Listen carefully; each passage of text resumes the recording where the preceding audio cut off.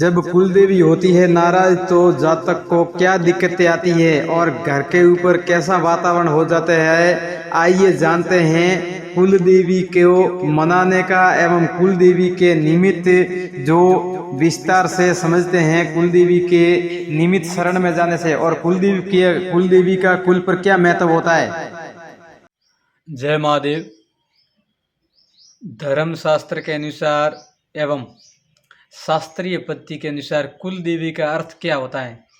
कुल की रक्षक देवी, जब कोई भी हो, किसी भी समुदाय का हो, सबकी कुल देवियाँ अलग अलग होती है और आदि शक्ति का सभी अंश हैं और उसका मूल स्वरूप का जो शाखाएं होती हैं वो सबको अंशों के रूप में, मान्यता के रूप में, देवी रक्षक के रूप में जहाँ मिली उसी के अनुसार वो कुल देवी बन गई।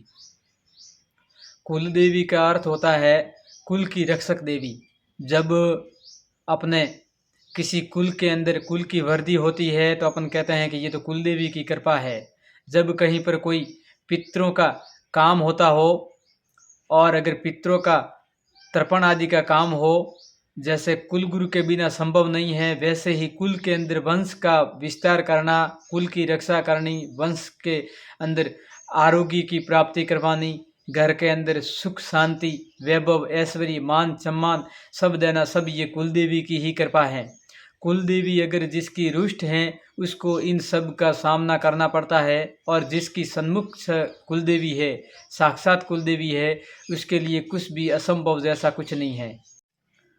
जैसे अगर एक आह्वान पर अगर आपके ऊपर संकट आया हुआ है और आप कुलदेवी का आह्वान करते हैं और कुलदेवी हाजिर न थाए, तो ये जान लेना चाहिए कि आपकी कुलदेवी रुष्ट है आपसे।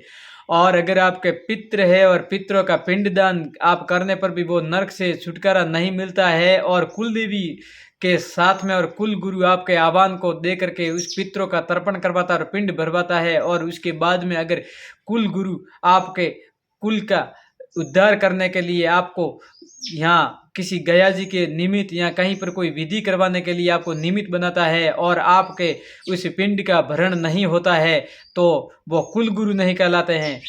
उसी तरह कुल गुरु और कुल देवी ये दोनों रूप आपसे और आपकी परंपरा से पीढ़ियों दर पीढ़ी जुड़े हुए रहते हैं। कुल गुरु का अर्थ होता है आपके जो भी पूर्वज हैं और अगर वो नरकगामी हो गए हैं और किसी कारणवश आप उसका पिंडदान कर रहे हैं या उनको आप अधोगति से छुड़वाना चाहते हैं या किसी भी प्रकार की कोई भी क्रिया कर रहे हैं, देवी कर्म हो, सात्विकी कर्म हो या फिर किसी देवी कार्य हो, जागरण हो, कुल देवी का कार्य हो, अगर कुल देवी का कार्य या कुल का जो भी कार्य हो और कुल गुरु के बिना आप करते हैं तो वो आपका कार्य कभी सफल नहीं होता है। वो आप करने मात्र से आप राजी हो जाते हैं, लेकिन आपको कुल गुरु के बिना और कुल देवी के अभाव में आपको हमेशा संकट का सामना ही करना पड़ता है। कुल देवी रुष्ट हो गई तो आपका सब कुछ रुष्ट हो गया। अगर कुल देवी आपकी सन्मुख है तो आपके पास सब कुछ है। ये धरा के ऊपर जो भी कार्य कर रहे हैं उसके अंदर कुल देवी का बहुत बड़ा महत्व है। कुल देवी अगर रक्षक है तो आपके ऊपर कोई भी संकट नहीं आ सकता है, आर्थिक संकट नहीं आ सकता है, देवी क्रिया देहिक देविक भौतिक किसी भी प्रकार का आपको कोई भी परेशानी नहीं हो सकती है। अगर आपके कुल देवी नाराज हो गई तो आपके अनाप से खर्चे बढ़ेंगे, आपको ऋण कर्ज से आपको परेशान कर देंगे, आपके दुश्मन बहुत बढ़ जाएंगे, कर्ज के कारण आपकी स्थिति आर्थिक स्थिति एकदम टूट जाएगी और आप अनावश्यक हॉस्पिटल के खर्चों में या मुकदमों में कोर्ट कचहरी के चक्करों में पड़ जाओगे और आपके घर के अंदर कोई भी अतिथि मेहमान नहीं लगेगा। अगर कोई लगता है तो वो भी आपका दुश्मन बन जाता है, रिश्तेदार भी शत्रु में परिवर्तन हो जाते हैं और वंशवृद्धि रुक जाती है। वंश के अंदर आपको रोग ऋण ऐसा पीड़ित कर देता है कि आपके सोचने की क्षमता एकदम शून्य हो जाती है। अगर कुल देवी के बिना आप कोई भी कर्म करते हो या कुल गुरु की साक्षी नहीं लेते हैं तो आपके सभी काम निष्फल हो जाते हैं।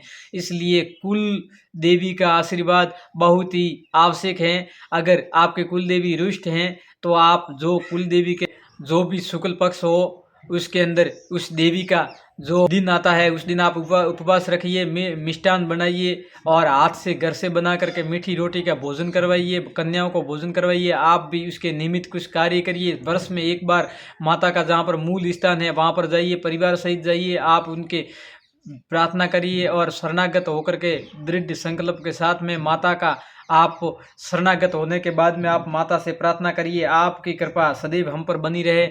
अगर कुल देवी नाराज है तो नाराज के लक्षण होते हैं ऊपरी हवा का दोष है, रोग है, एक्सीडेंट है, शत्रु पीड़ा है, हर समय घुट घुट कर वातावरण होना, घर के अंदर अशांति होना, परिवार में मनमुटाव होना, पति पत्नी में झगड़ा होना, संतान कहना नहीं मानती है, शिक्षा की अभाव रहता है, संतान के अंदर परेशानी हो जाती है, अपना अगल बगल के जो पड़ोसी होते हैं वो भी अपने शत्रु बन जाते हैं।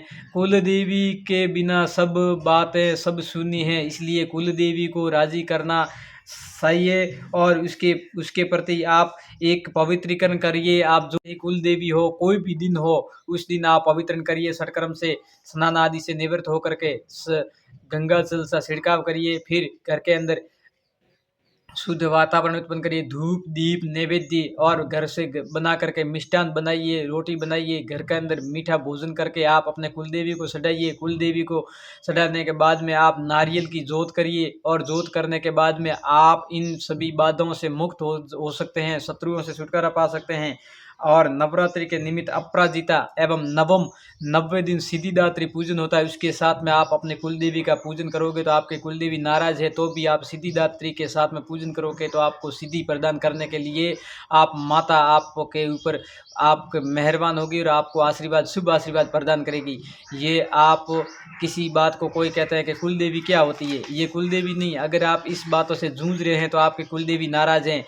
आप हाथ हाजिर करो, कुलदेवी हाजिर न थाय तो या कुलदेवी न कहवाए। और नाम लेने से और आपके जो भी कर्म हो और कुलदेवी को धर्म कुल गुरु को सौंपे बिना आप कर्म करते हो और आपका कर्म निष्फल हो जाए तो वो कुल गुरु नहीं कहलाता है। ये दोनों पहिए हैं, अगर आप इनको नहीं समझे तो आप सर्वाण मंत्र यहाँ आदिशक्ति का जो मंत्र होता है ओम एम ह्रीम क्लीम श्रीम चामुंडे विचे नमः, इसका आप लेकर के आदि शक्ति का ध्यान करके आप अपनी कुलदेवी की पूजा करिए। और कुलदेवी का पूजन करने के बाद में आप घर के अंदर जो विनियोग का जल हो उसका छिड़काव करिए और पूरा जल छिड़काव करने के बाद में घर के अंदर कपूर का 1-2 कपूर लगाइए, माता के आगे सुगंधित वातावरण उत्पन्न करिए।